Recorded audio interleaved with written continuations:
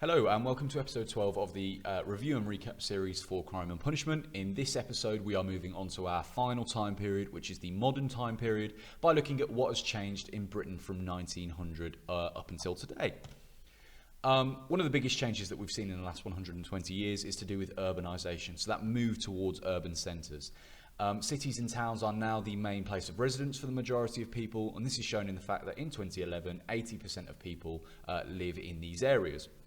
Whereas before, in the medieval and early modern period, the majority of people lived in the countryside.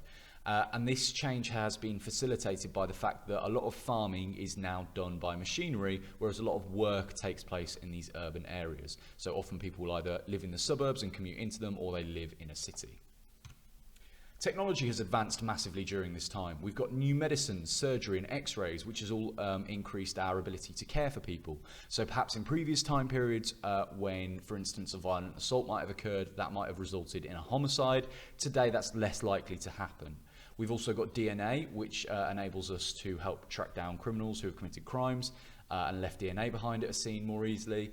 There's electricity in homes. We've all got computers, cars, phones, laptops, etc., at hand, whether it's at home or in school. So the world around us today has been shaped massively by technology, and we're going to look at the impact that has on particularly crime in a later video. Beliefs have changed during this time. So psychologists, sociologists and biologists have began to explain things that were previously unknown using science. So we now live in what is known as the information age, so using information that we have to explain things that we don't know. Whereas, particularly in the early modern period, they turned to religion to try and explain these things. Government has changed massively as well. We have created over the last 120 years what is known as a welfare state. A welfare state provides for the poorest and the most vulnerable in society by giving them the things that they need. We have also expanded the vote, so in 1928 all adults were able to vote regardless of gender or the property that they owned, which of course leads to more social reform, because if you give everybody the vote you have to look after them, otherwise they will not vote for you. Migration has had a big impact on the last 120 years of Britain. World War II, World War II and joining the EU has all led to a migration into Britain.